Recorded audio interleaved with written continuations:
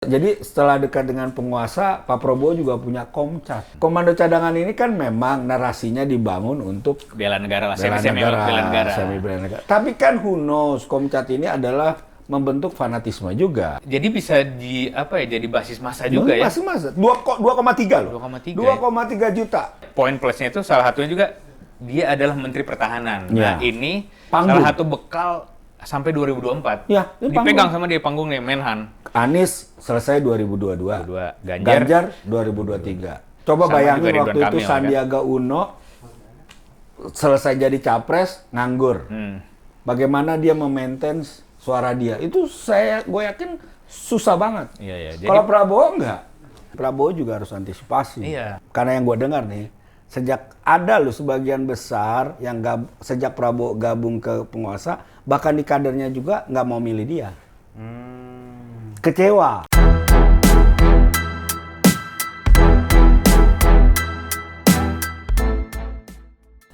Jumpa lagi. Deng. Udah ada musiknya belum sih? Boleh lagi gue bikinnya. Oh, ntar bikin. Dong. Manual aja dulu ya. Dong. Soalnya belum. Nanti takutnya kena ini royalti. Jangan pakai lagu Garuda jangan. Jangan. Hari ini kita mau bahas Darah Biru. Darah biru calon presiden 2024. Oke, kalau Bang Roma punya darah muda, Di politik ada darah biru. Darah biru. Nah, apa tuh Bang darah biru tuh? Darah biru sebenarnya dia punya privilege. Wah, Dia namanya juga darah biru Darah ya? biru. Jadi dia punya keistimewaan karena banyak faktor, ya kan? Kali ini misalnya kita mau bahas Prabowo Subianto.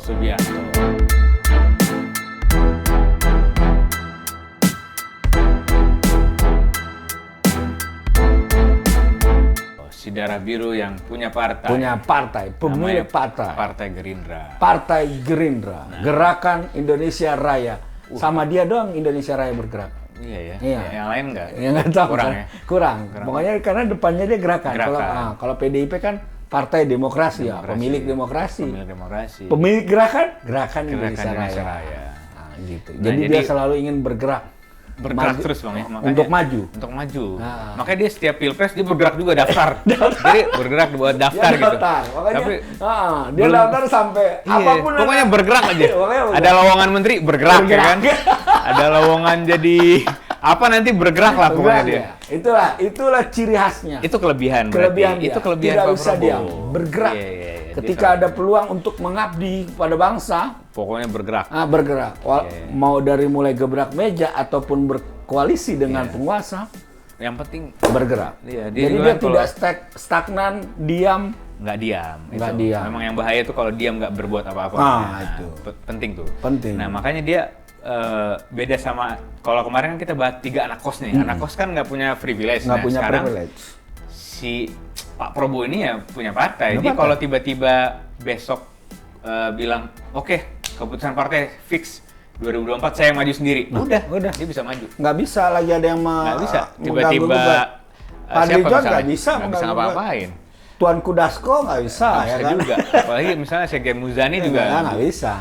Biar bagaimanapun Prabowo adalah salah satu yang punya saham di partai itu.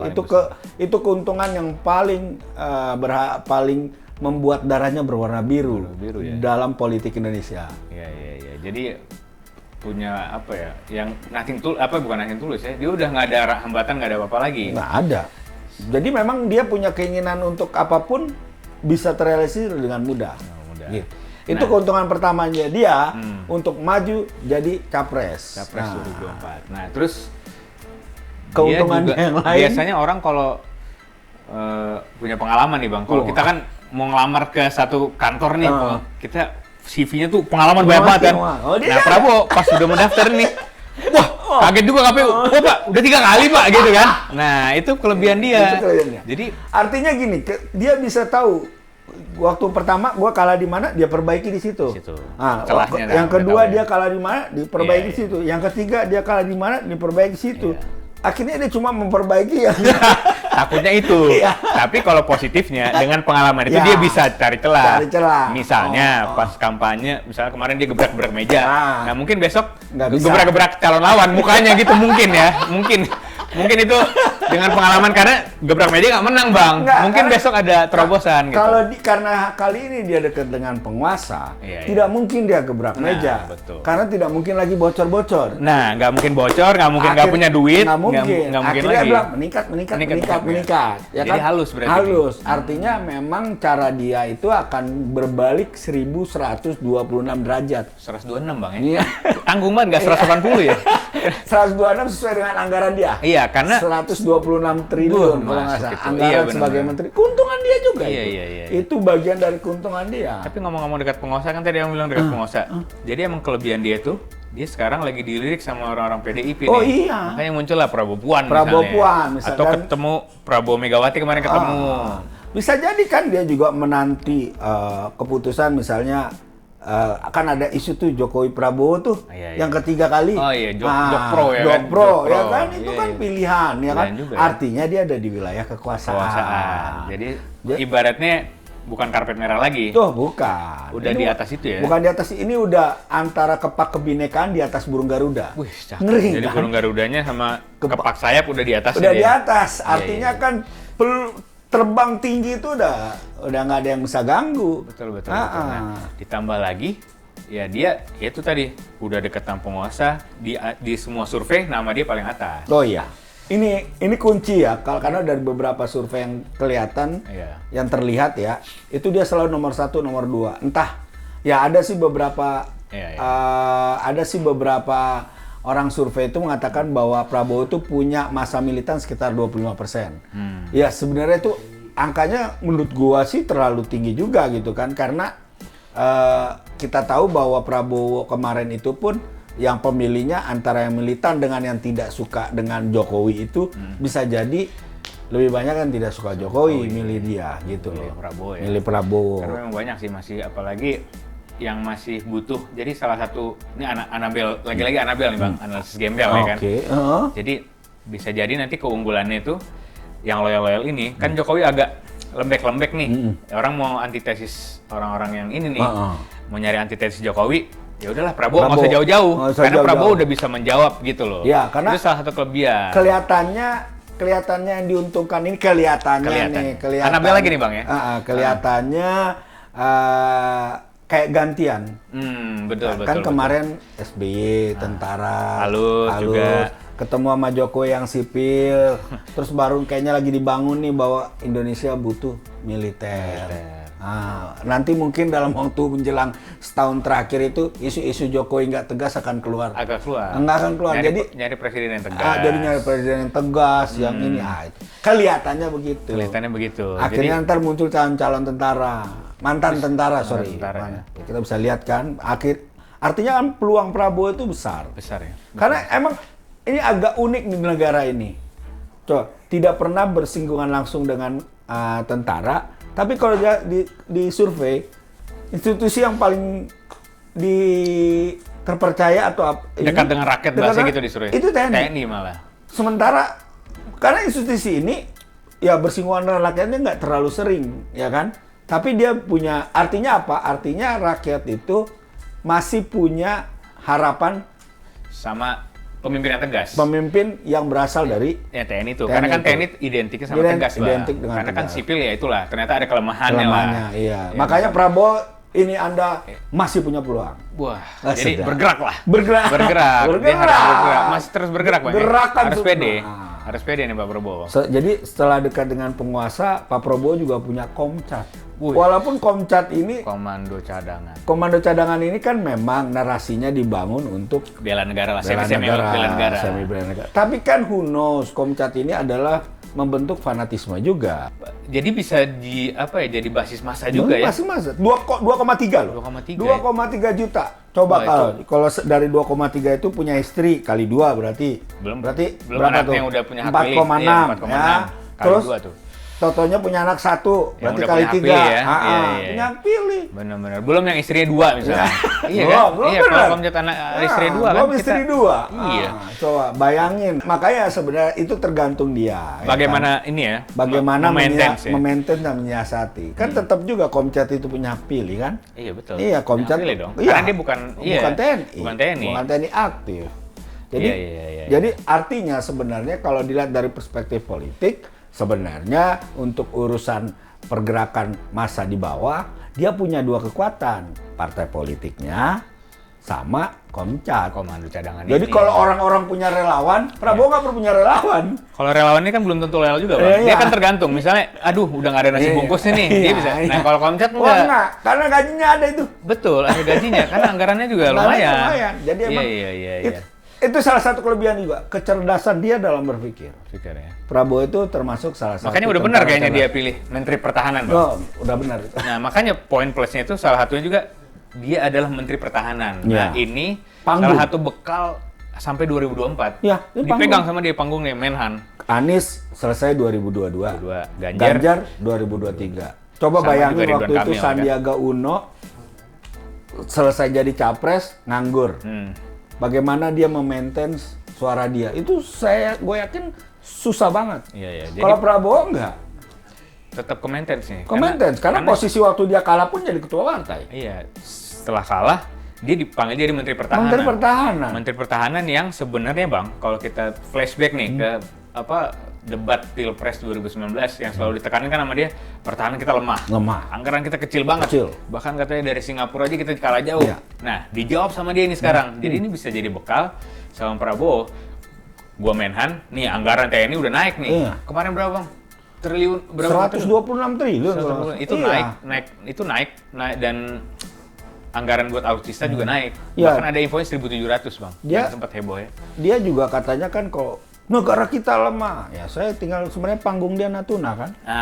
Natuna bisa dijadiin panggung. Panggung dia. Cuma belakangan dia bilang Cina sahabat kita. Gitu ya.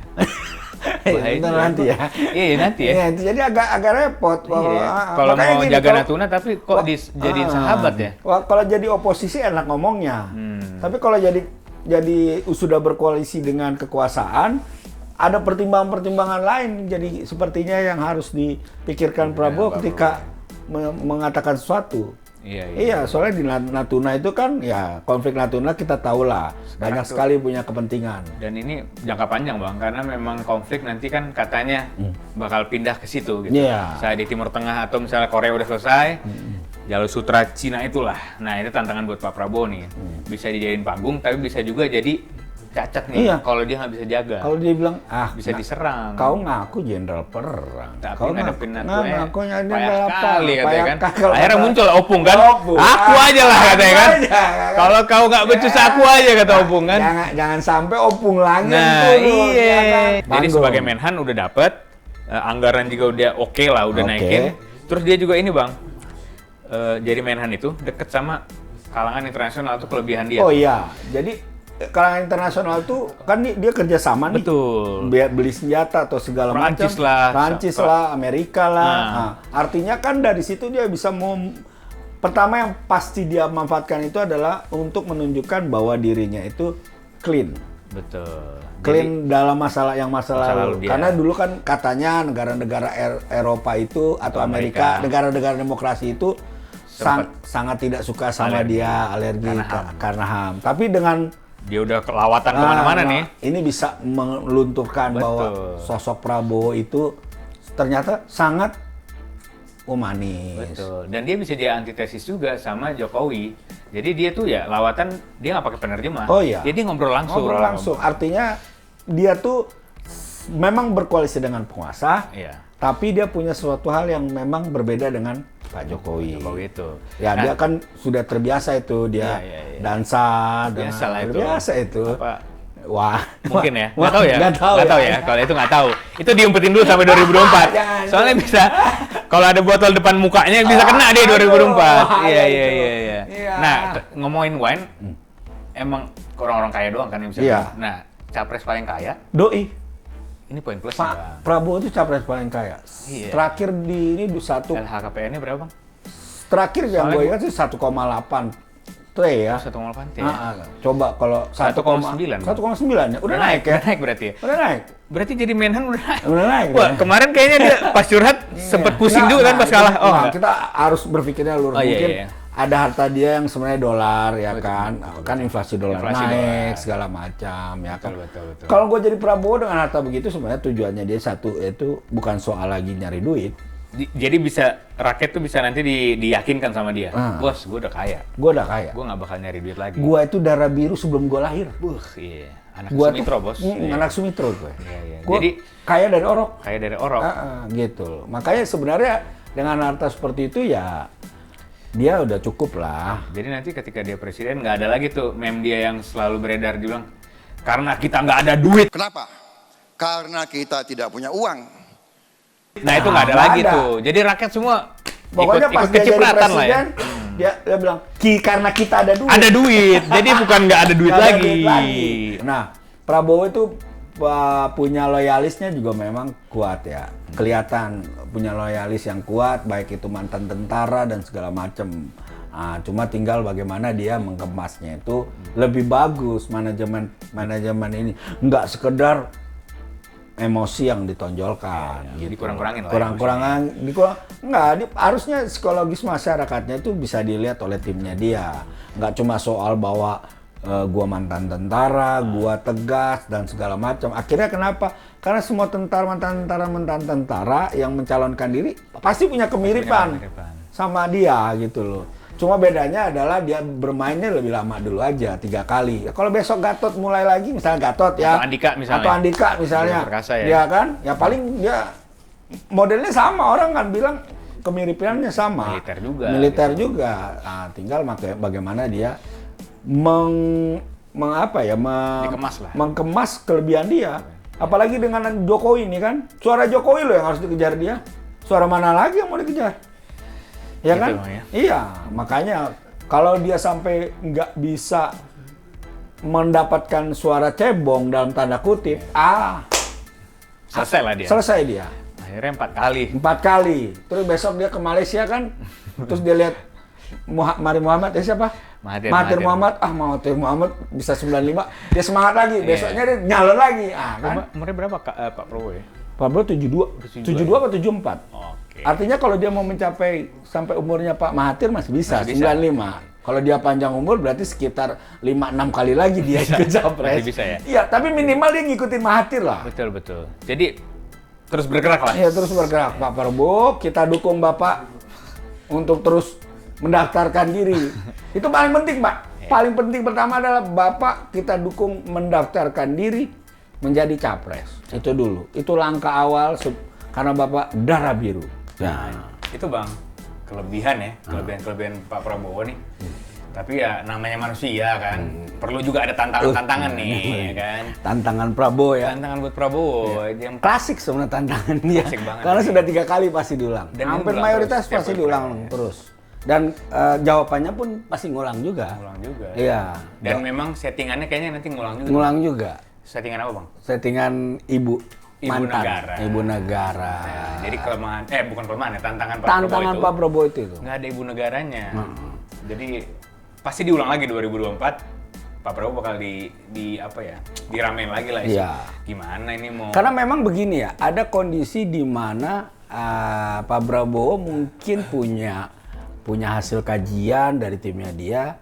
Itu banyak orang ngomong soal kalau mau jadi pemimpin ya harus lihat siapa pendampingnya, nggak utuh dong, gitu. Jadi itu bakal propaganda itu akan jadi kampanye negatif bisa, kampanye hit black campaign juga bisa. Termasuk orang Indonesia masih percaya kalau misalnya lo mau memimpin organisasi negara, ya keluarga lo harus lo benerin dulu. Jadi lo bener mimpin keluarga, bener mimpin negara, misalnya gitu. Itu pasti propaganda. Habis ada yang ngomong begitu, besok Bu Siti hadir.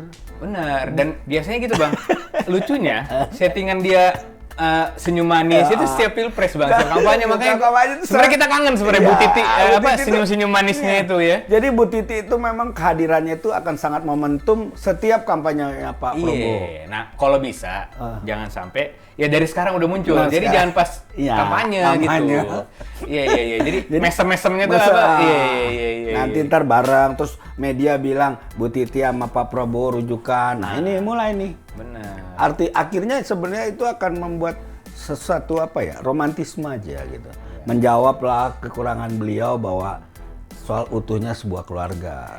Toh dia ingin menunjukkan bahwa ketika itu ada anaknya dan itu mereka masih tetap jalan happy. Tapi memang ya harus diakui faktanya banyak kultur-kultur di daerah percaya untuk kayak gitu. Indonesia masih begitu, Bang. Masih begitu. Kecuali kita negara barat yang individualistis ya.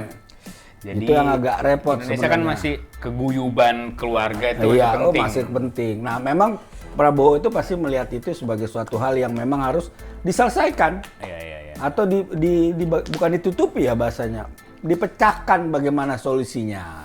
Itu memang resiko, Bang. Jadi setiap yang mau maju capres memang diserangnya sama personal. Dan memang setiap capres harus siap itu. Dan itu dibahasnya itu sangat-sangat ini loh, sangat-sangat intens banget, melibatkan banyak pihak.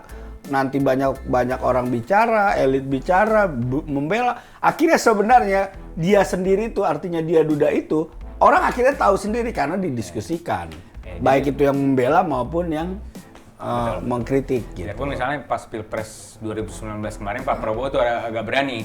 Dia ngenalin anaknya juga, si Didit ya. Jadi ya bisa kelihatan kalau Pak Prabowo ini emang ya masukan itu udah didengar sama dia soal keluarga itu. Jadi dia pengen kelihatan utuh juga masih happy. Nah kayaknya 2024 itu bakal terus walaupun Prabowo nih ngeluarin keluarga baru di Instagram dalam tanda kutip. Iya, keluarga barunya tuh namanya Mika Miki Miku. Ngeri nggak? Kucing itu ternyata dia. Tapi kayaknya dia tahu jumlah nih. Ini bukan nih gua lagi-lagi analis gembel. Kayaknya pecinta kucing di itu Indonesia tuh. Waduh, tinggi loh. tinggi.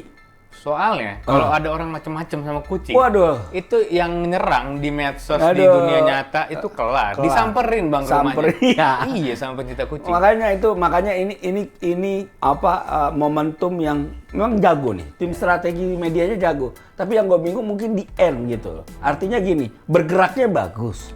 Tapi ketika mau merebut kemenangannya ini anti klimaks gitu loh. Entah kenapa dan bagaimana.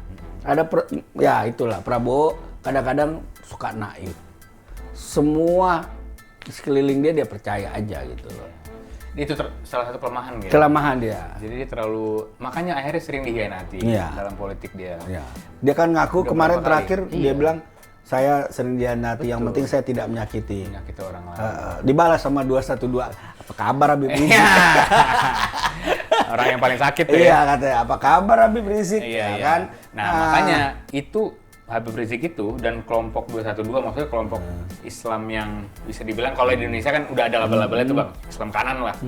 Itu salah satu kelemahan Pak Prabowo nanti karena mereka yang ngerasa sakitin Jadi kalau kemarin tuh ada situs lupa Prabowo bilang saya tidak akan saya banyak dikhianati teman lah situs. Terus di retweet sama Said Didu. Gelap. Artinya gini, orang-orang yang dulu dalam tanda kutip mendukung Prabowo itu sebenarnya mungkin saat ini masih segan untuk konfrontasi langsung. Termasuk saya Didu misalnya kan. Karena memang serba salah sekarang. Karena rezimnya masih Jokowi, takutnya ketika langsung konfrontir Prabowo malah untungin pihak Jokowi dan kawan-kawan. Makanya itu kelihatannya Prabowo sebenarnya pusing juga, ya kan, mau ngambil suara cebong. Dia juga masih terikat kadrun. Iya, terikat kadrun. Kampret ya, cebong kampret ya. Misalnya gini, Prabowo merasa bahwa ini saatnya gue ngambil suara cebong. Tapi ada Ganjar. Iya. Yang udah direbut. Direbut. Kalau lihat berbagai survei malah katanya suara Jokowi ke Ganjar. Semua. Mau disurvei ke kadrun, katanya larinya ke Anies. Hampir semua migrasi ke Anies. Nah, persoalannya siapa yang ini pilih tantangan Prabowo? ini.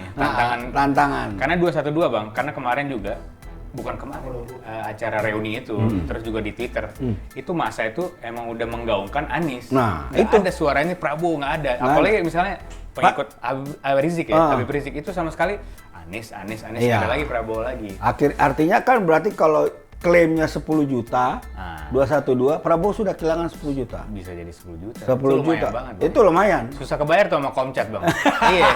Susah kebayar. Susah. Komcat cuma 2,6. Iya, 2,6. Nah, kalau telemarketing Komcat wajib 1 orang 5 orang itu biar ngebala. Kalau 212 10 juta, anaknya banyak kan. Iya. Anaknya banyak ya doyan. Iya, nah jadi itu salah satu tantangan Pak Prabowo nanti, jadi kelompok 212 ini kalau bisa dirangkul. Iya. Ya entah gimana caranya nanti. Nah, misalnya wakilnya Habib Rizik gitu ya. Ya dari kelompok Islam mungkin ya. Iya kan? Itu bisa jadi kan. Itu ya. Karena misalnya Prabowo sendiri. Sekarang gini, kalau menurut pertanyaan terbesar adalah Prabowo sudah survei nggak? Cebong itu milih dia apa enggak? Harus survei internal. Lo harus dong. Kalau cuma di ABS ya Bapak senang ya. Bapak surveinya bagus begini-begini ya Pak Bro. Prabowo hanya mengulangi kesalahan yang sama. Kayak lagunya Chris Patti, kesalahan yang sama. Chris Patti kesalahan yang sama ada ya? Ada ya? Ada, gue pernah nyanyi. Dulu pas abang masih ganteng-ganteng gitu ya. Iya. Nah itulah persoalan 212 ini. Karena ini persoalan massa ya. Persoalan jumlah massa, pendukung dia. Dan jangan salah loh Pak Prabowo. Jadi kelompok 212 ini militan juga di medsos. Militan. Mereka tuh militan, nggak bisa dianggap remeh juga. Gitu. Artinya kan gini, dia sudah kehilangan di satu sisi kekuatan dia yang lama. Ya. Di satu sisi tidak ada kepastian bahwa suaranya pendukung Pak Jokowi akan ke dia. Jadi di tengah-tengah nggak pasti. Jangan-jangan dia cuma dapat laporan di atas meja, Pak, Bapak masih ada 30 juta, Pak, Bapak masih ada 50 juta. Prabowo, oke, sih, bagus kalau yang nenten. Nah itu. Tapi dia nggak pernah lihat real lapangannya seperti apa. Karena waktu itu dia juga pernah sujud, Bang. Dibilang Bapak menang suara. Iya, maksudnya itu kan yang pembisik dia itu orang-orang yang survei bilang dia menang. Iya. Makanya dia sempat sujud kan. Karena dari perhitungan cepat versi survei yang ABS itu bilang dia menang. Nah, itu jangan diulangin lagi. Nah, itu tantangan itu. Karena saking naifnya dia. Betul. Nah, terus ini Bang, kepikiran juga Prabowo ini sebenarnya biarpun ada O-nya nih.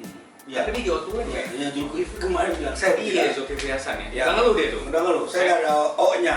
Nggak bakal nyapres lah. Nggak. Karena dia tahu dia pasti kalah. Nah, ini ada Prabowo Subianto, ada O-nya. Ada O-nya, tapi setelah diselidiki ya,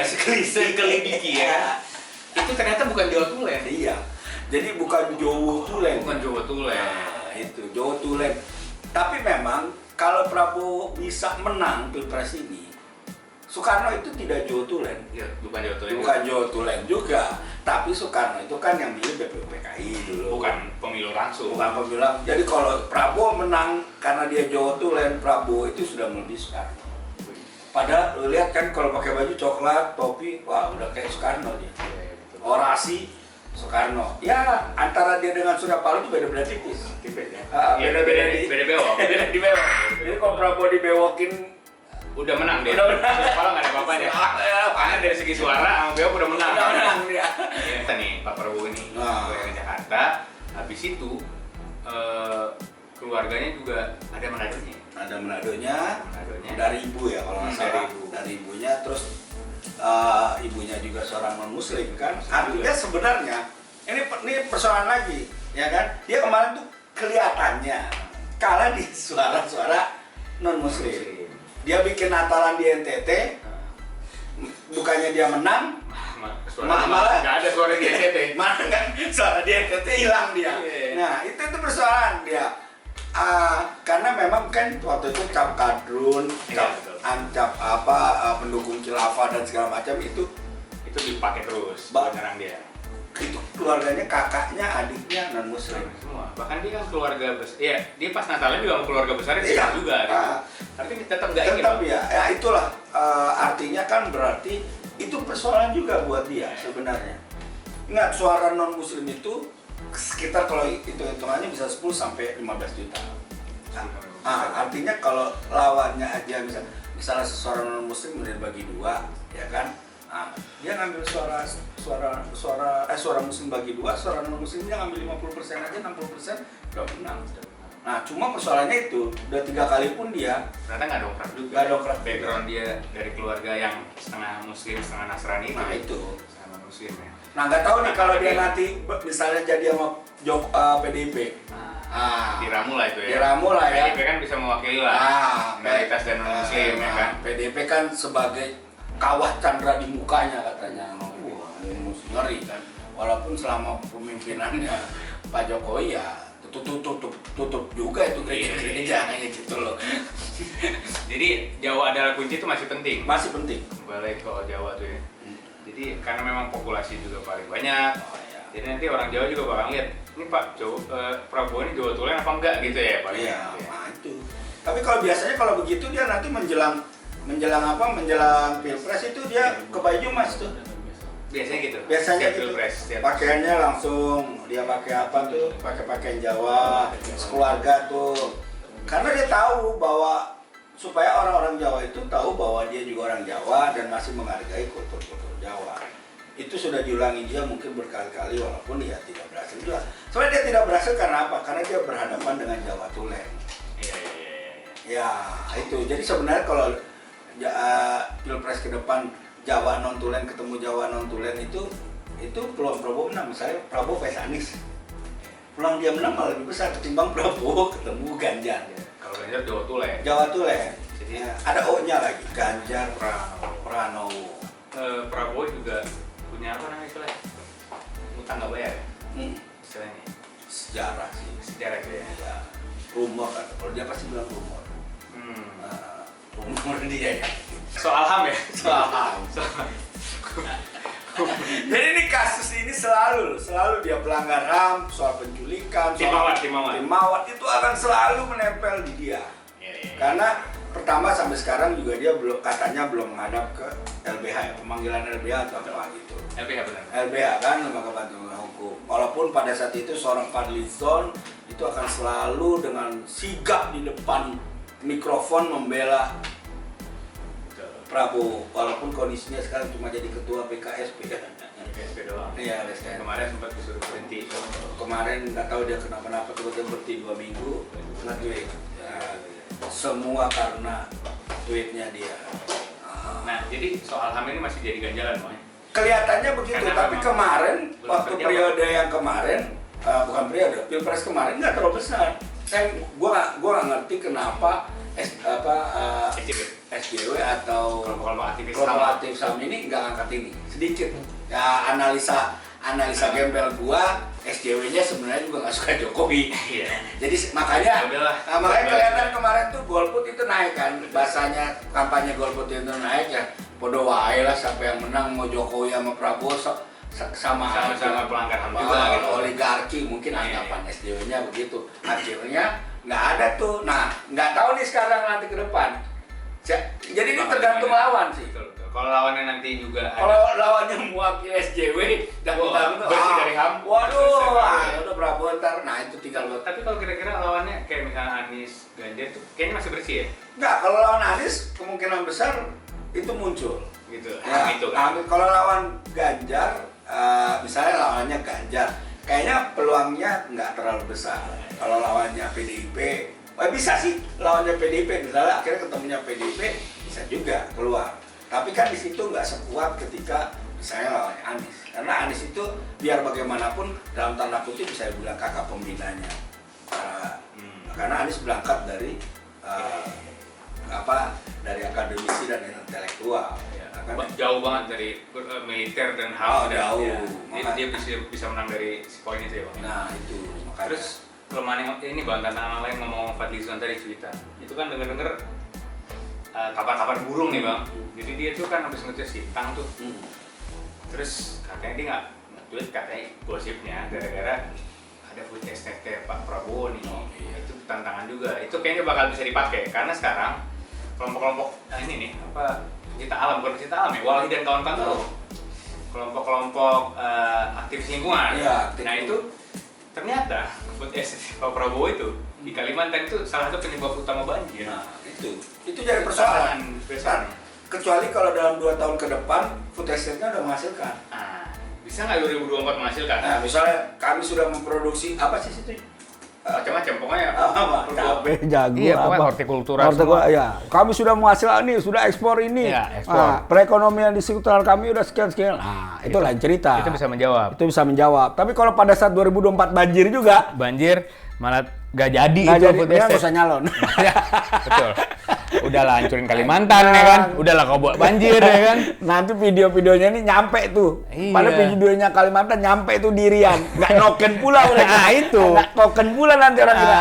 Akhirnya banjirin Sita. Akhirnya Hambalang dibuat banjir sama orang kan. Rumah dia kan.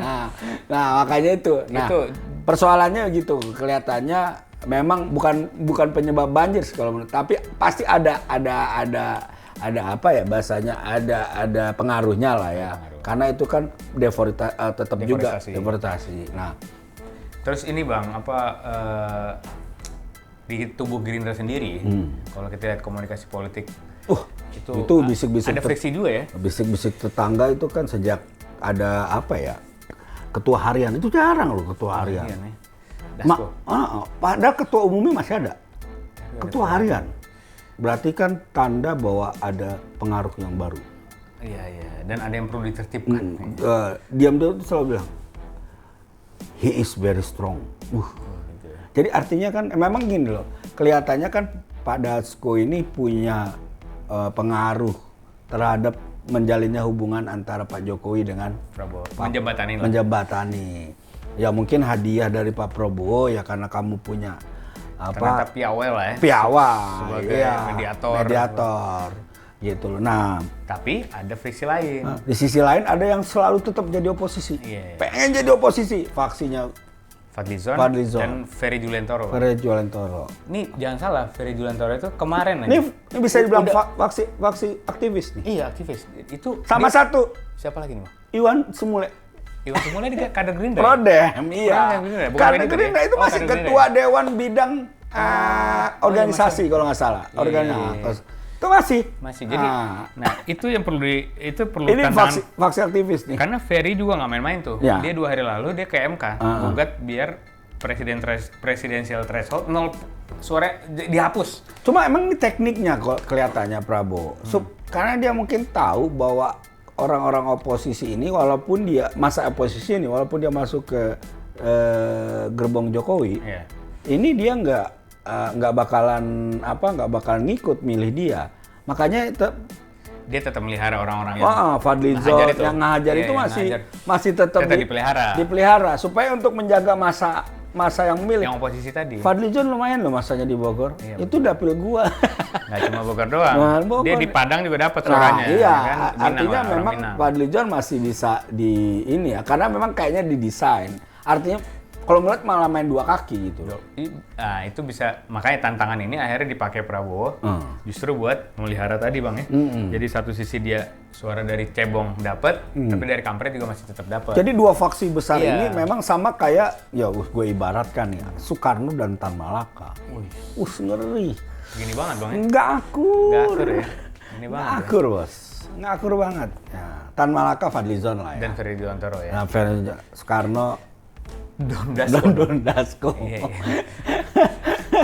Ya makanya, tapi kalau bener analis Anabel Abang itu ya tadi, kalau soal ternyata Prabowo emang sengaja melihara, itu justru bagus buat 2024. Tapi kalau enggak, bisa pecah juga di barang, ya kan? Karena bisa jadi gini, Prabowo juga harus antisipasi. Iya. Karena yang gue dengar nih, sejak ada loh sebagian besar yang sejak Prabowo gabung ke penguasa, bahkan di kadernya juga nggak mau milih dia.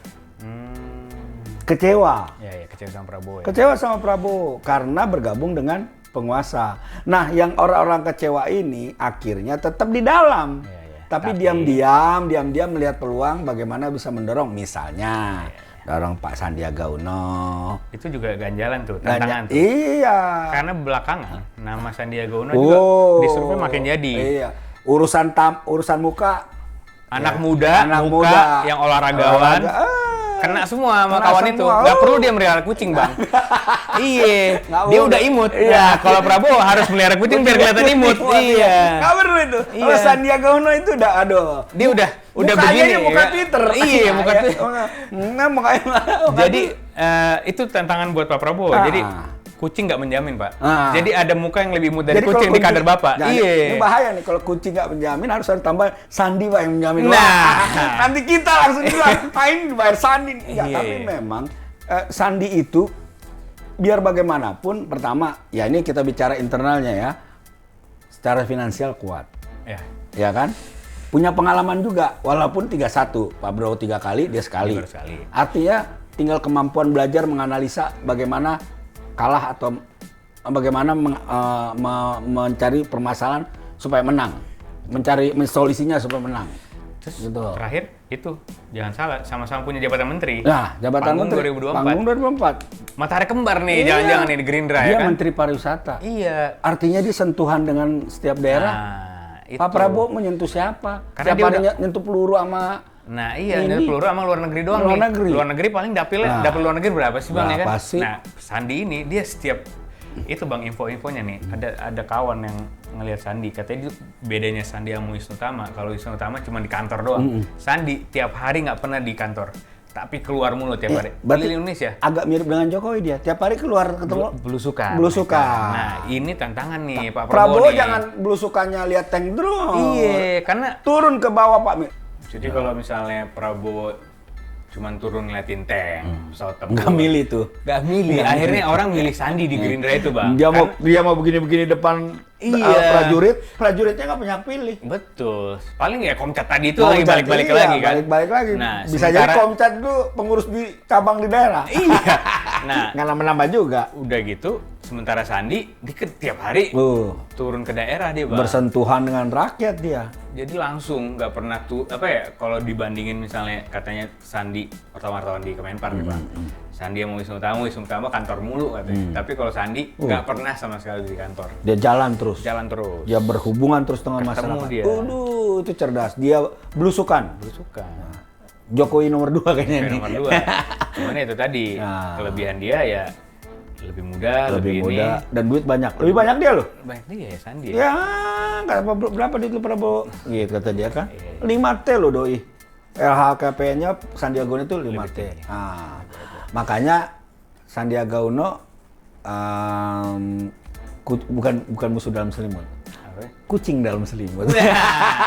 Jadi ternyata siapa tadi nama kucingnya Prabowo? Miki. Ada lagi Miko Sandi ada lagi. Ternyata dia ngumpetin kucing yang selama ini Bang, liar banget itu. Kucing makanya. Nih, karena gini, bisa jadi kan kita nggak tahu kan.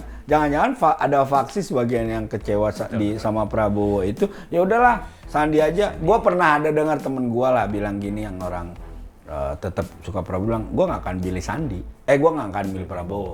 Artinya kekecewaan militansi itu ada loh. Orang-orang yang militansi itu sangat kecewa itu ada. Karena mau awalnya suka banget dia. Suka banget. Tiba-tiba ngelihat dia masuk ke penguasa itu patah hati. Memang. Langsung tiut.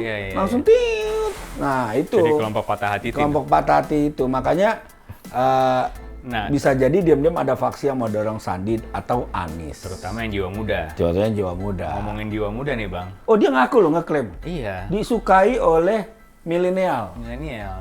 Milenial yang gimana ya? Dia nggak apa yang membuat milenial suka sama dia ya? Iya. Makanya itu klaim itu gimana tuh Bang? Nggak ngerti makanya apa Twitternya kali ya, Twitternya jawabnya. Tapi memang Twitter Gerindra itu akunnya ramah banget tuh sama milenial. Iya. Kalau kita pantau nih, itu bekal bagus lah. Iya. Berarti Prabowo muda ada di Twitter itu ya? Ada di Twitter itu. Yang nggak gemuk tapi yang kurus tegap. Yang dulu masih awal-awal nikah sama Bu Titi lah. Waduh. Iya. Gaya bahasanya. Gitu. Jadi dia buat merangkul milenial itu. Iya. Karena dia tahu lah nanti kan bonus demografi apa istilahnya populasi yang milih itu banyak kan yang ya sekarang yang main TikTok itu Bang. Jangan-jangan ntar Prabowo juga mau main TikTok juga sama BTS. Kayaknya masuk itu. Jadi kalau dia bikin akun TikTok sama kucing si Miko asal dia nama Sandi. Kucing dalam selimut. Kucing dalam selimut itu. Sandi kucing dalam selimut Gerindra. Menarik tuh jadi topik sendiri nanti. Iya. Nanti kalau bisa kita undang Pak Sandi sama Pak Prabowo nya. Bener nggak? Pak Prabowo salah pilih kucing. Iya. Karena hebat Sandi ini. Dia harusnya diakui kemampuan mental dia untuk tetap eksis di dunia politik. Padahal dia kan newcomers dia. Iya. Dan Pak Prabowo juga harus ingat, Sandi itu ada O-nya, Sandiaga Uno. Sandiaga Uno. Walaupun dia orang Makassar, Pekanbaru ya. Pokoknya banyak lah dia, campuran dia, gado-gado dia. Tapi ada O-nya. Artinya ada 2 O di Gerindra. Jadi, tapi tetap tidak berubah menjadi Gerindro. Enggak ya, tetap Gerindra. Gerindra tetap. Karena burung Garuda bukan Garudo ya. Bukan Garudo. Agak kurang Bang ya kayak. Ini bukan lawakan milenial sebenarnya. Ini lawakan Pak Prabowo. Lawakan bapak-bapak Bang kalau dibilang milenial. Jadi penutupnya kita ngomongin yang tua nih Bang. Tua. Ada slogan tuh Bang. Prabowo. Jadi untuk Pak Prabowo itu ada slogan sebenarnya. Karena dia kan mantan prajurit. Orang prajurit itu bilang prajurit tidak pernah mati. The old soldier never dies. Tapi takutnya jadi become the old soldier not yet been win. Atau never win. Oh, jangan-jangan berubah jadi itu ya. Itu yang dikhawatirkan. Makanya harus Pak SBY bisa dia menjawab itu ya. Iya, SBY bisa. Never die dan dia win. Nah, apakah mampu dia mengulangnya? Pak SBY. Masalahnya Pak SBY main sekali menang. Iya ya. Ini main 3 kali, Bang. Main 3. Ini runner up kalau di final Piala Dunia Belanda. Oh iya, Belanda kalau nggak salah, runner up ya? Iya, 3 kali. Belum pernah jadi piala. Kalau nggak salah 3 kali runner up dia. Wah. Jadi Belanda sama Prabowo. Persamaan Belanda dengan Prabowo 3 kali runner up. Jadi PR buat Pak Prabowo, semoga jadi dipatahin tuh. Iya. Jadi all soldier never die. Jadi all soldier at the last win ya? Apa? Win, iya. At the last win gitu ya. Win. Ya, walaupun agak janggal bahasanya. Ntar kita tanya guru bahasa Inggris. Apa kita... yang bagus kan itu? Batak sosok Inggris begini lah jadinya. Itulah. Makanya Batak aja ya kan. Pokoknya nanti muncul lah itu slogannya. Jadi Pak Bro, kita berharap Bapak punya peluang dan memanfaatkan peluang. Bapak sudah 3 kali, jangan sampai 4 kali, Pak. Jangan. Tapi nggak apa-apa, karena 4 itu angka yang masih wajar. Wajar, misalnya kayak orang tuh masih bisa nikah istri 4. Nah, jadi Prabowo juga begitu, Bang. Jadi ikut pilpres 4 kali nggak apa-apa. Iya. Kenapa? 4 itu wajar. Ya, jadi wajar. Demikian curhat singkat saya. Sampai ketemu kita di Ganti User. Iya. Episode berikutnya. Thank you.